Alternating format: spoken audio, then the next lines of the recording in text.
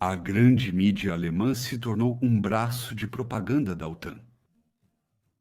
E a propaganda, é claro, não é direcionada a você ou a mim, mas sim a todos aqueles que sabem pouco, que têm pouco tempo para se aprofundar no conflito na Ucrânia, para entender os antecedentes, que não conhecem esses países por experiência própria.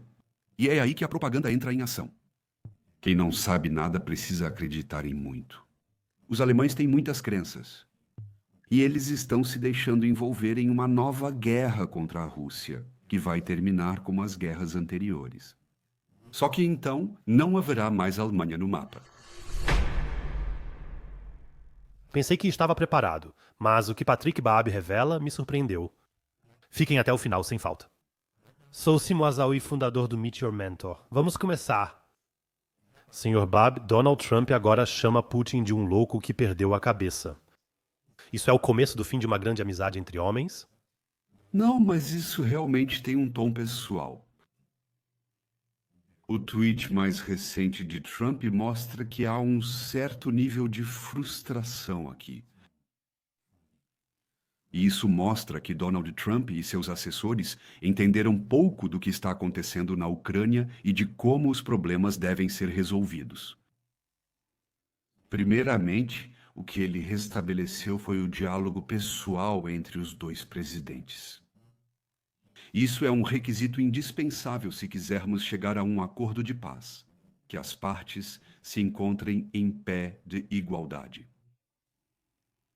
Isso reflete o conceito de Trump de se afastar da ideia de um mundo unipolar sob a liderança de Washington. Trump aceitou e entendeu, e sua equipe, Marco Rubio e esse pessoal, Witkoff, entenderam que os americanos não têm mais o poder militar e econômico para manter a ideia de um mundo unipolar. Eles defendem o conceito de um mundo multipolar com vários centros de poder, entre os quais estão Pequim e Moscou. Agora, acordos precisam ser feitos entre as diferentes forças. Agora, os territórios estão sendo demarcados e as áreas de influência estão sendo ajustadas. É isso que Trump está tentando fazer, e nisso ele encontra uma série de dificuldades que subestimou. O primeiro ponto que quero mencionar é a posição russa. Para a Rússia, esta não é uma guerra à distância. Para a Rússia, esta é uma guerra existencial. A Rússia quer impedir a expansão oriental da OTAN, incluindo a Ucrânia, e assim evitar que mísseis nucleares americanos sejam posicionados no leste da Ucrânia, a uma distância de 500 quilômetros de Moscou. Putin também enfrenta grande pressão interna, porque as regiões a leste do Dnieper eram originalmente territórios russos e foram atribuídas à República Soviética da Ucrânia em 1922. Ou seja, estamos lidando aqui com pessoas de origem russa, cujos parentes vivem na Rússia. Essas pessoas são muito bem conectadas na Rússia e desde 2014 estiveram sob ataque do governo central ucraniano. E assim começa a guerra de fato. A guerra começou com o golpe na Maidan. E por isso Putin está sob pressão interna, porque a população pergunta: quando vocês vão finalmente fazer alguma coisa? Essas são as nossas pessoas, protejam elas de uma vez. E Putin vê, com toda razão, que Zelensky agora é um presidente ilegítimo. O tempo dele acabou, o mandato dele terminou. Ele é, de fato, um ditador. E esse ditador está, desde o golpe na Maidan, cercado por fascistas e ultranacionalistas.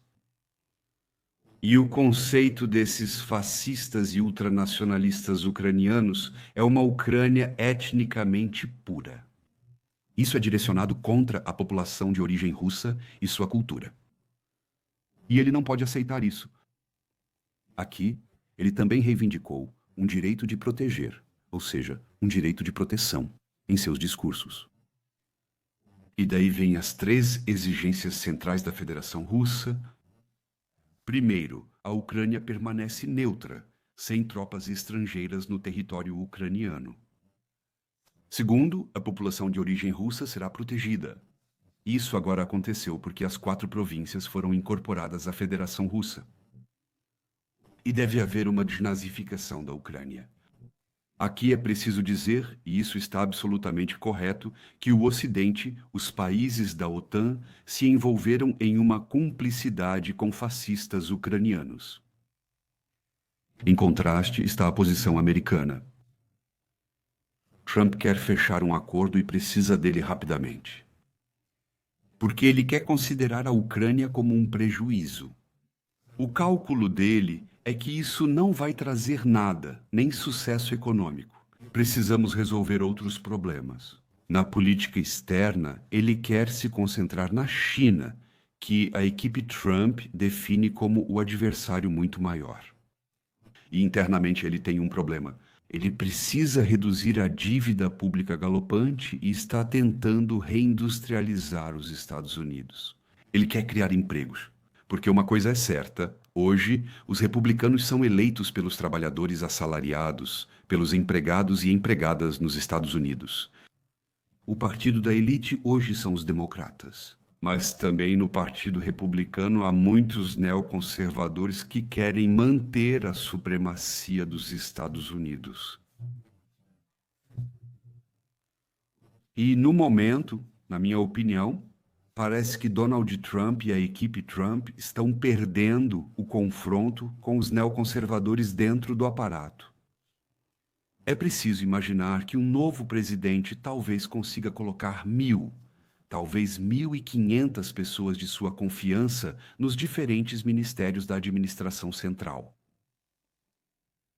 Mas o Pentágono, no Departamento de Estado, todas essas agências centrais em Washington são dominadas por neoconservadores. Só no Pentágono, 27.000 pessoas trabalham na área de relações públicas. Esses são aparelhos gigantescos. E atualmente, o aparato está boicotando Donald Trump. Eles simplesmente não fazem o que deveriam fazer. Em segundo lugar, o Congresso é dominado por senadores e deputados influentes, como, por exemplo, Lindsey Graham. Ele diz que precisamos aumentar a pressão sobre a Rússia. E Donald Trump corre o risco de perder sua maioria parlamentar se não ceder a isso. O terceiro nível é a Europa, e atualmente o cálculo dos chefes de governo europeus é que é possível esperar Trump passar. O cálculo dos europeus é simplesmente bloquear Trump, bloquear suas iniciativas de paz onde for possível, manter a guerra em andamento e esperar até que um novo presidente assuma a Casa Branca em cerca de 4 anos. Para então continuar a guerra com toda a força contra a Rússia. Essa é a estratégia dos europeus. E os europeus se envolveram profundamente nesse conflito na Ucrânia. Eles não conseguem mais sair disso. Eles arruinaram seus próprios países com as sanções e os custos da guerra e não podem se dar ao luxo da paz.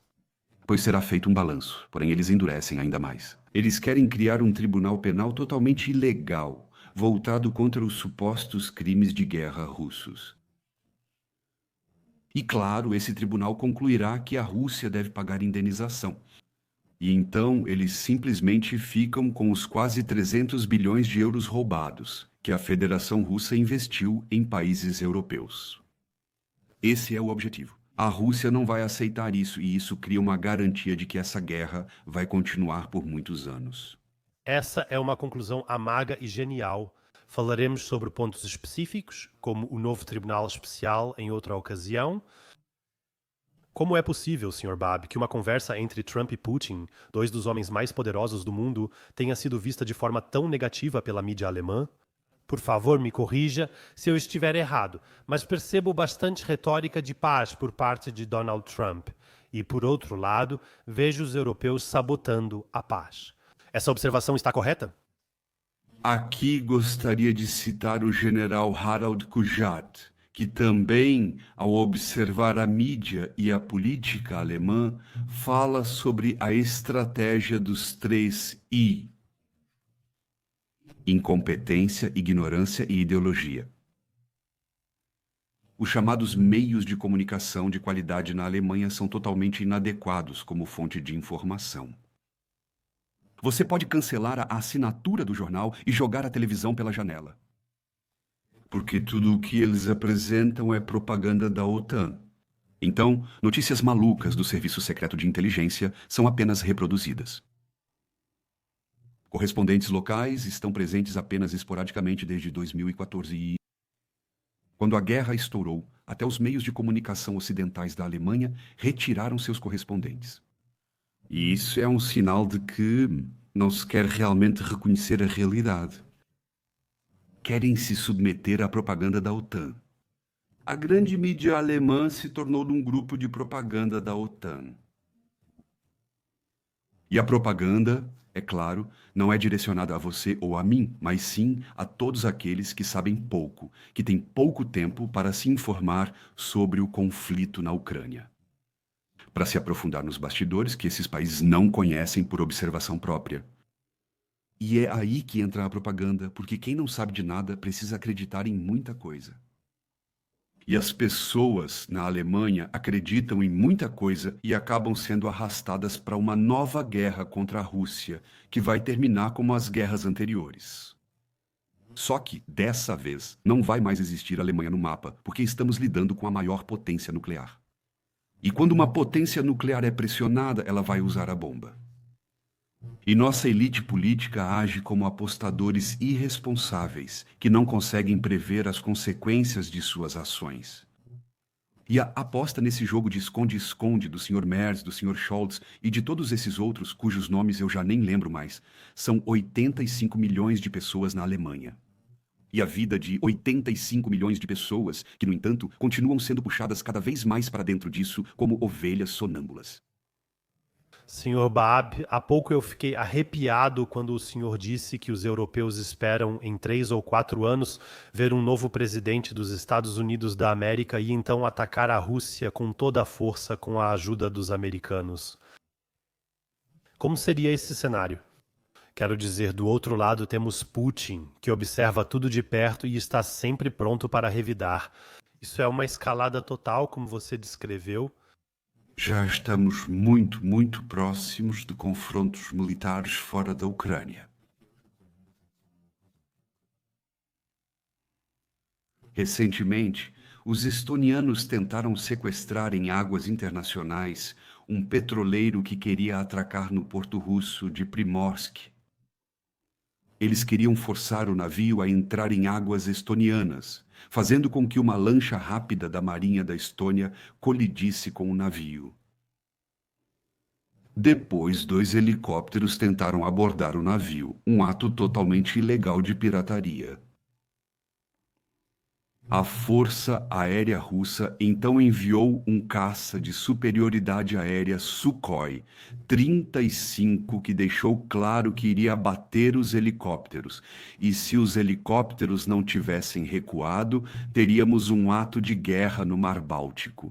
E esse é agora o próximo passo: escalar a situação no Mar Báltico. Os estonianos vão continuar tentando manter a pressão e afastar navios que se dirigem a portos russos. Isso vai fazer com que a Rússia passe a escoltar esses navios, tanto no mar quanto no ar. E então estaremos muito próximos de confrontos militares. Se um piloto desses, em um Sukhoi 35, receber ordem para atirar, ele aperta o botão e então os helicópteros desaparecem. E então estaremos em guerra com a Rússia. Isso é apenas um primeiro passo. O chanceler Merz deixou claro que quer fornecer o Taurus. Ele deixou claro que não vai mais dar informações sobre o que exatamente será fornecido. De acordo com as minhas informações ainda não confirmadas, preciso dizer isso: mísseis de cruzeiro Taurus já foram entregues à Ucrânia e o uso deles está sendo testado. Essa é uma tecnologia que precisa ser instalada nos antigos aviões russos, precisa ser instalada nos antigos SUs.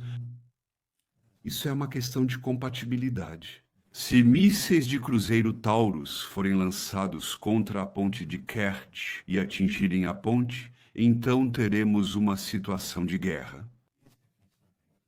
A Federação Russa disse que, se o Taurus for lançado, a Alemanha será considerada parte do conflito e então pode surgir uma situação em que a Federação Russa force o cumprimento do Tratado 2+4 sobre a unidade alemã, especialmente o artigo que determina que nunca mais deve partir uma guerra do solo alemão, usando força militar. Ou seja, por meio do uso de uma arma nuclear tática contra a Alemanha. Isso está sendo discutido abertamente na Rússia. Eu também mencionei isso várias vezes. O conselheiro do governo, professor Karaganov, declarou em uma entrevista: se os políticos europeus esqueceram como é o caminho para o inferno, nós podemos mostrar para eles. A população, obviamente, não sabe em que jogo perigoso se meteu ao eleger Merz. Essas elites degeneradas acreditam que vão conseguir sair no último avião quando tudo explodir. E tenho certeza de que Moscou vai tentar impedir exatamente isso. Isso que o senhor está nos dizendo agora é realmente muito amargo. Eu realmente, em alguns momentos, só posso repetir, fiquei arrepiado, porque sempre tento ver o lado positivo de tudo. Mas isso já soa como um cenário muito, muito ameaçador. Ainda há políticos e especialistas militares que recebem tempo de destaque na mídia, entre eles uma Strack Zimmermann, que nem tem mais mandato, entre eles um Hofreiter, que fala sobre uma guerra inevitável contra a Rússia. Isso é uma preparação racional, como a senhora acabou de descrever? Ou isso é uma guerra psicológica deliberada? Bem, a população deve se acostumar com a ideia de que uma guerra com a Rússia é inevitável e deve ser levada a um estado de histeria, de modo que ressentimentos antirrussos e russofobia se sobreponham ao bom senso. O objetivo é tirar da população a capacidade de pensar por si mesma. Porque, olhando bem, o Kremlin não tem interesse em atacar a OTAN. Por um motivo simples. Um país como a Alemanha não tem nada de que a Rússia precise. Isso pode ser uma ofensa narcisista, mas a Rússia é um país autossuficiente em energia e recursos. É exportadora de produtos agrícolas, por exemplo. A Rússia produz aço e alumínio no mesmo nível dos Estados Unidos e já ultrapassou a Alemanha e a França. O que a Rússia precisa são investimentos em conectividade e no aproveitamento dos recursos naturais. E a Rússia fez uma guinada em direção à Ásia. O Ocidente não vai conseguir, mais uma vez, criar uma cisão entre Pequim e Moscou. Também do ponto de vista de Pequim, isso seria totalmente sem sentido, pois Pequim precisa de um parceiro confiável no norte, que não seja influenciado pelo Ocidente, e além disso, vê a Rússia como um depósito de matérias-primas na retaguarda. Portanto, a aliança entre os dois não será quebrada. A Rússia investiu bilhões em estradas, ferrovias, navios, quebra-gelos, que conectam os países pela Rota do Norte, mas também entre o Mar Cáspio e o Mar Negro. As rotas de transporte encurtam com isso. Esses investimentos de bilhões precisam valer a pena, precisam se pagar para a Federação Russa, e a Rússia tem cada vez menos interesse na Europa. Mas, ao contrário, o que acontece é que a transferência de uma brigada de tanques alemã para a Lituânia e a violação do Tratado 2+4 e do ato fundador OTAN-Rússia só podem ser entendidos pela Rússia como uma provocação e um ato de guerra. E aqui, políticos franceses, britânicos e alemães acreditam que podem continuar escalando em pequenos passos e que os russos vão aceitar isso. Aqui, a estratégia russa é completamente diferente. A Rússia tolera muita coisa e espera, e então, a partir de um momento determinado pelo próprio Kremlin, vai responder com um contra-ataque massivo, e isso será um golpe de aniquilação. Isso é muito claro, porque Putin está sob forte pressão interna, e não é uma pressão de pessoas como antigamente, como Navalny ou algo assim. Ele também está cercado por pessoas que dizem Vladimir Vladimirovich, você não percebe isso? Eles nos odeiam. Precisamos agora enfrentar os europeus de forma massiva para que as brincadeiras acabem. E pessoas como Merz, obviamente, nem sabem o que tem em Putin. Ele é um dos poucos que buscam a desescalada nesse jogo. Ele age com muita cautela. E isso decorre da lógica do conflito. Desde 1991, desde a independência da Ucrânia, especialmente os americanos, mas também a União Europeia, tentam puxar a Ucrânia para o ciclo econômico ocidental e para a OTAN. Foram dados vários passos nesse sentido. Houve a Revolução Laranja em 2004 que deu certo. Mas Yushchenko, como presidente, foi novamente destituído. Yanukovych venceu a disputa. Depois, em 2008, tentaram convidar a Ucrânia e a Geórgia para a OTAN na cúpula da OTAN em Bucareste. Na ocasião, Alemanha e França votaram contra. Mas em 2014 foi diferente quando o Ocidente, a OTAN, a União Europeia, mas principalmente a CIA, orquestraram o golpe na Maidan. Lá, como em um bazar, foram feitas negociações com fascistas ucranianos, fascistas militantes, sobre o número de assassinatos necessários para que os governos da União Europeia pudessem tirar do cargo o presidente legalmente eleito, Yanukovych. Políticos alemães também participaram dessas negociações. Isso pode ser lido nos estudos de Ivan Katchanovsky, que estão disponíveis para download gratuito na internet, no site da editora Springer. Qualquer um pode ler isso, está tudo lá. Claro, tentam manter isso fora do público por meio de medidas de censura. Vivemos sob uma redoma de censura. Mas uma coisa é clara: as forças que estão escalando a situação estão na Europa. Isso tem a ver com o declínio da economia ocidental e com o declínio do capitalismo ocidental. Aqui tenta-se atrair novos recursos para o ciclo econômico ocidental e tenta-se obter acesso aos recursos e matérias-primas russas nas condições mais favoráveis possíveis. Imagina-se isso como na era Yeltsin, e para isso querem forçar uma mudança de regime em Moscou com provocações, mas também com guerras e violência militar. Esse é o objetivo estratégico. Mas recentemente participei de uma discussão com o embaixador da Federação Russa, Nechayev, aqui em Berlim. Ele disse que, se estivermos sob pressão, vamos nos defender até a última gota de sangue. E acredite, nós temos os meios para isso. Isso foi uma declaração relativamente clara para um embaixador. Estou convencido de que a Federação Russa é capaz disso. Ela tem, na tecnologia militar em relação aos Estados Unidos, como dizem, inclusive, analistas militares americanos como Madjanov, uma vantagem de 15 anos. E se eu seguir o raciocínio de Madjanov, essa vantagem só aumenta e não diminui.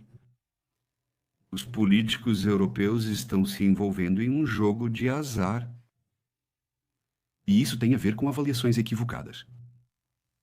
Eles pensaram, no início da invasão russa em 2022, que teriam facilidade contra a Federação Russa. Esse é um erro de avaliação, o pior erro de avaliação que se pode cometer, segundo a historiadora americana Barbara Tuchman. Isso é subestimar o adversário. Acreditava-se que bastava arrombar a porta deles e toda a casa desabaria. Algo parecido já estava escrito no Mein Kampf de Hitler. Confira na página 750, está escrito lá. Com isso, eles erraram o cálculo. E eles mesmos se envolveram profundamente em crimes ao organizarem o golpe no Maidan em 2014. Eles se envolveram em crimes. Alemanha e França, em particular. Alemanha e França foram garantidoras do Acordo de Minsk. Isso significa que as potências garantidoras devem garantir que esse acordo seja cumprido. Elas precisam garantir isso.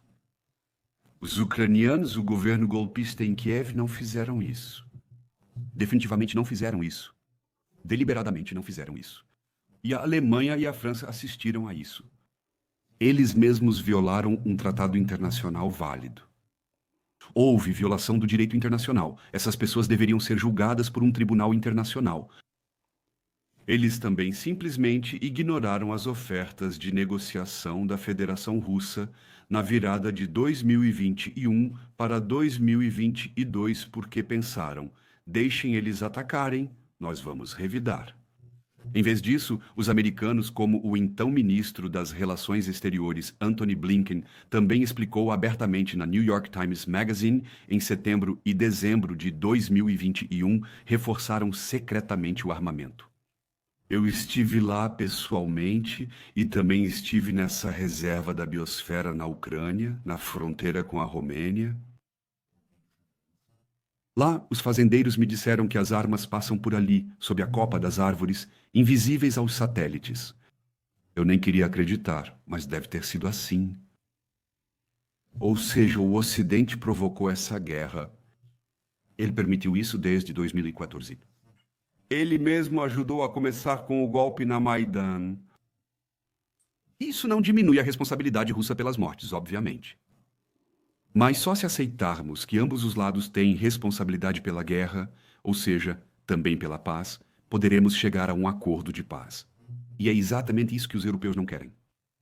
O senhor analisou isso de forma brilhante, Sr. Babi.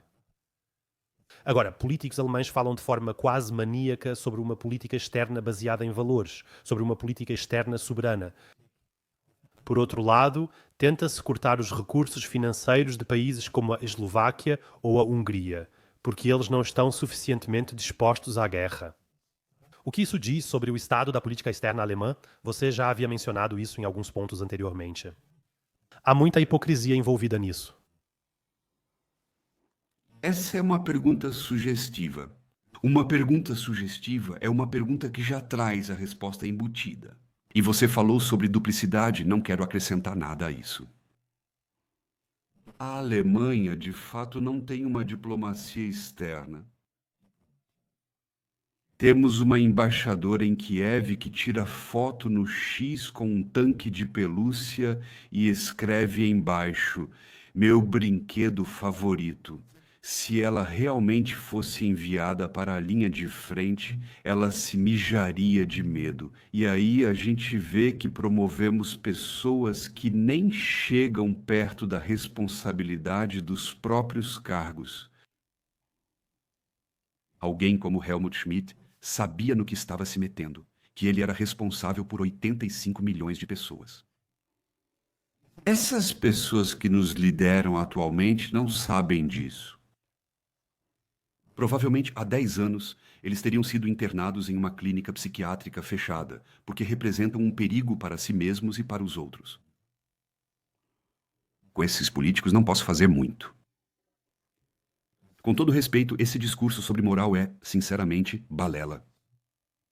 O exemplo de Gaza mostra isso. Lá, de fato, estamos assistindo a um genocídio. De fato, estamos envolvidos nisso, pois fornecemos armas para Israel.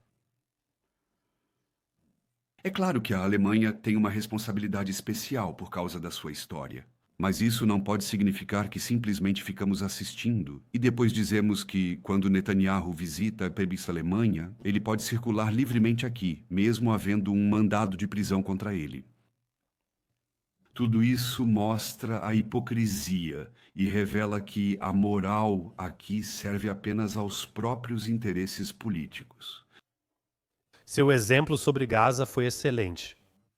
No fim de semana, os jornais ficaram em polvorosa com a guerra de drones russa contra a Ucrânia e, ao mesmo tempo, morreram 12 vezes mais pessoas em Gaza, em sua maioria crianças. Isso pode ter sido noticiado em uma pequena nota na página 50. Isso descreve bem que devemos nos conter antes de usar o argumento moral. Então, eu já disse que os principais meios de comunicação como fonte de informação na Alemanha são inadequados. Dá para abrir mão deles tranquilamente. Isso fica claro só de comparar com a imprensa internacional. Claro que eu também leio revistas e jornais americanos, franceses ou russos, e dessas diferentes abordagens surge um quadro geral. É preciso comparar. Mas aqui a imprensa alemã simplesmente fica para trás. Os jornalistas não fazem o trabalho deles. Eles claramente se veem como ideólogos. Qualquer outra postura talvez até custasse o emprego deles. E a imprensa segue a razão de estado da política externa. E isso é extremamente perigoso porque ela negligencia sua função. Nem converso mais com eles. O cancelamento também funciona ao contrário. E na análise está absolutamente claro que esse não é um curso de política externa que beneficie as pessoas na Alemanha.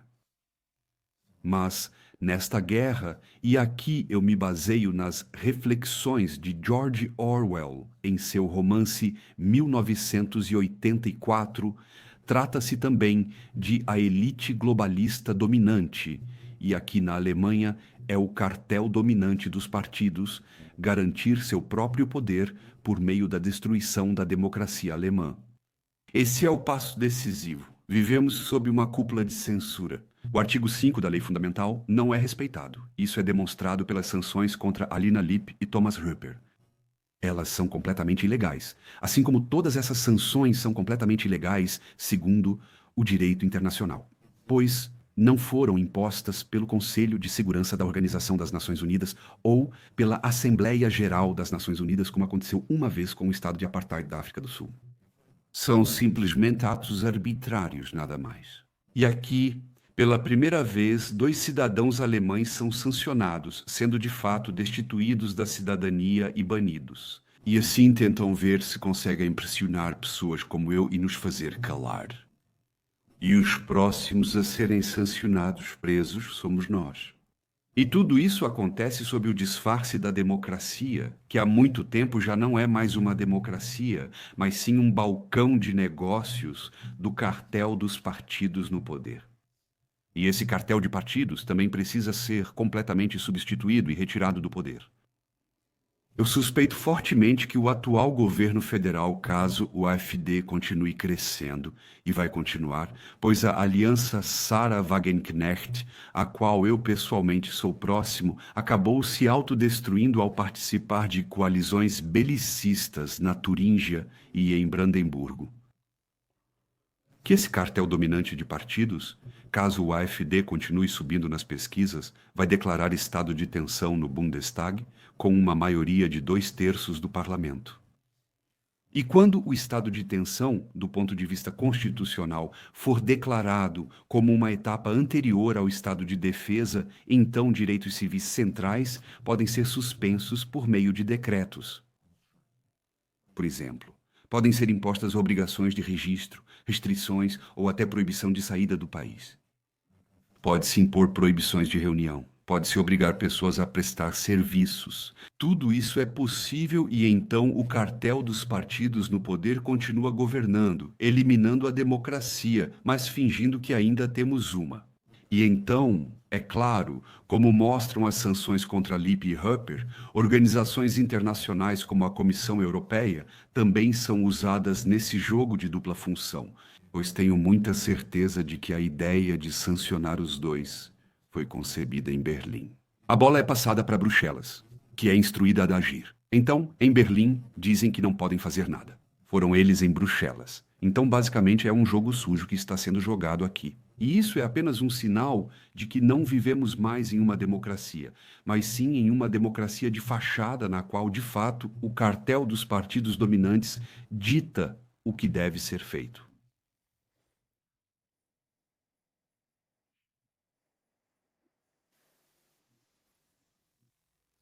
Esse tribunal especial que você mencionou brevemente antes da Ursula von der Leyen contra a Rússia também é um desses elementos pseudodemocráticos? Os chefes da União Europeia assinaram em Lviv a criação de um tribunal especial desse tipo. Isso é direcionado contra crimes de guerra da Federação Russa.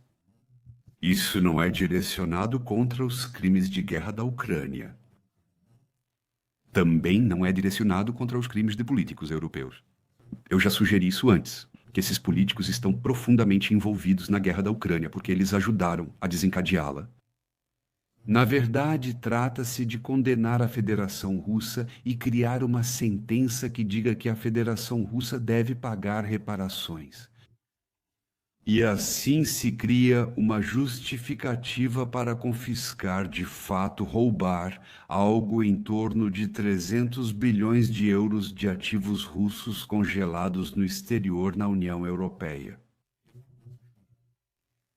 Mas aí você acabaria se prejudicando. Porque nenhum outro país fora da União Europeia, ou seja, mais de 150 países no mundo, investiria dinheiro na União Europeia depois disso, mas sim retiraria seu dinheiro. Porque eles não sabem se vão receber seu dinheiro de volta. Hoje são os russos, amanhã somos nós. Ou como vocês imaginaram isso? O Credit Suisse e a situação difícil do Credit Suisse foram um prenúncio do que está por vir. A consequência pode ser um colapso do sistema bancário europeu. Aqui você pode ver a caquistocracia dominante na União Europeia. Isso é o governo dos mais tolos e dos piores. Ela precisa da guerra e de cada vez mais guerra, e precisa arrastar seus próprios povos e suas próprias pessoas cada vez mais fundo nessa guerra para se manter no poder. A guerra não é apenas contra os russos, ela é principalmente contra a própria população. É uma guerra para explorar a própria população na União Europeia.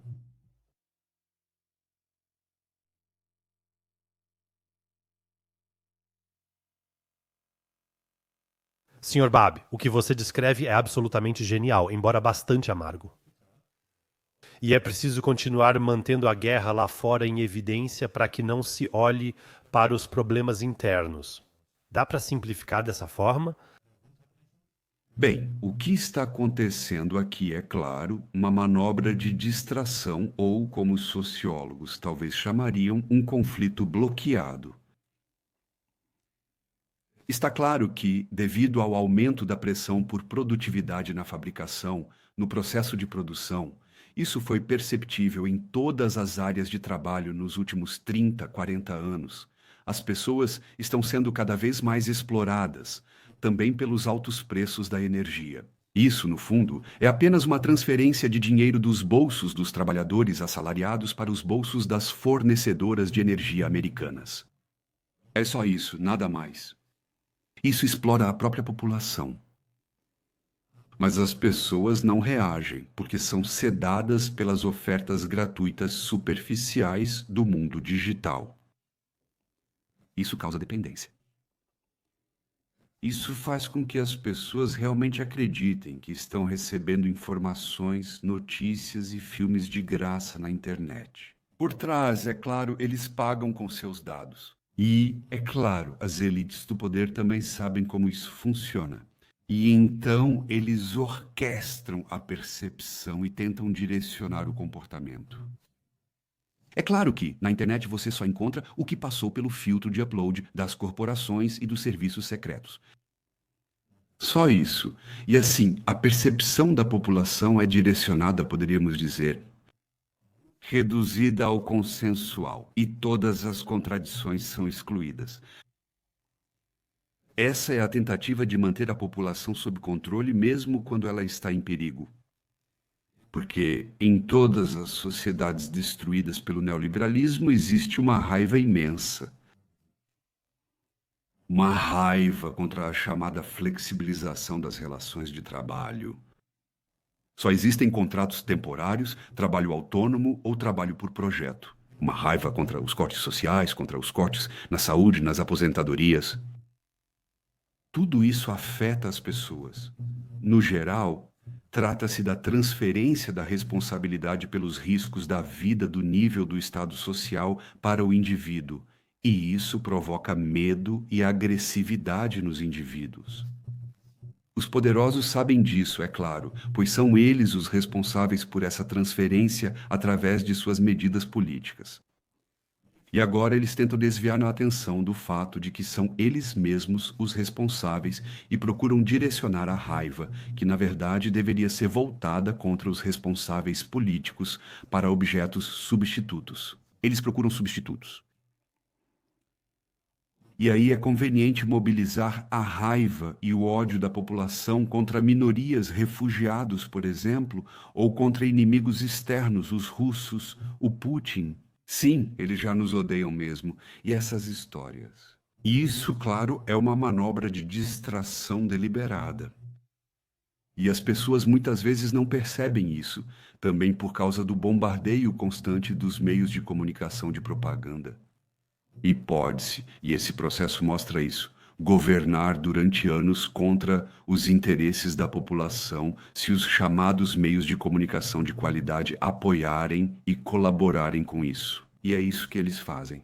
A mídia se alinha diante das elites do poder como limalha de ferro diante de um ímã. Palavras duras, Sr. Baab. O senhor falou sobre direcionar o comportamento da população sedada.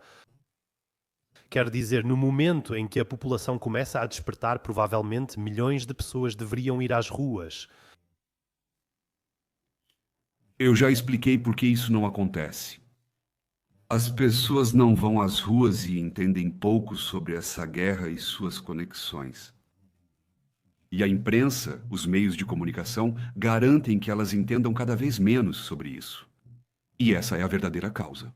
Aqui vale o ditado: quem dorme na democracia, acorda na ditadura. E, na minha opinião, haverá um despertar amargo para as pessoas na Alemanha. Os jovens já estão sendo registrados, recebem cartas, isso eu ouço do meu círculo de conhecidos. Aqui verifica-se se eles são aptos para uso em guerra. Eu só posso aconselhar esses jovens a contestar isso imediatamente e recusar o serviço militar. Senão, eles irão para a linha de frente. E então eles vão ficar boquiabertos. Porque isso não é um jogo de computador. Sr. Baab, na minha visão, os setores de relações públicas das indústrias bélicas realizam um trabalho brilhante. Estamos vivendo uma mudança de imagem sem precedentes e uma nova narrativa moral que está sendo imposta a nós. Isso significa que quem trabalha aqui trabalha pelo bem, liberdade e democracia. Isso é uma estratégia de legitimação para, no final das contas, tornar a guerra socialmente aceitável? As empresas querem, acima de tudo, obter lucro. E esse é o papel dos departamentos de relações públicas, vender isso, é claro, como uma iniciativa de paz. Claro, nós fabricamos armas pela paz. Mas nunca se criou um mundo pacífico com mais armas. Essa lógica deveria ficar clara até para o mais burro. Mas não é assim. A gente acredita que todos são contra a guerra. Mas só são contra a guerra aqueles que têm que ir. Os que não precisam ir não são contra a guerra.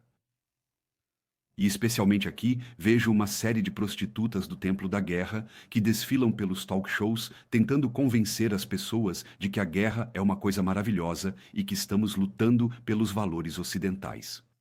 Isso é bobagem, pois na guerra nunca se trata de valores. É exatamente o contrário. O valor mais importante seria a vida humana. Mas essas figuras que querem nos seduzir aqui usam a vida humana para seus próprios interesses. É assim que eu vejo. E antes eu já expliquei por que os políticos ocidentais insistem em prolongar a guerra. O senhor diria, Sr. Baab, e essa é uma pergunta bem direta, que o projeto de paz da União Europeia desde o início foi apenas uma jogada de marketing, uma propaganda barata, ou seja, apenas outra forma de política de poder? Não, o projeto da União Europeia foi criado, é claro, também por políticos que sabiam o que significa a guerra. Eu penso, por exemplo, não só em Helmut Kohl, mas também em Willy Brandt, que disse: paz não é tudo, mas sem paz tudo é nada. Eu também penso em políticos como Charles de Gaulle, na França, que fez com que a Constituição da Quinta República, ainda em vigor, fosse escrita sob medida para ele. O presidente na França pode declarar guerra a outros países sem consultar o parlamento.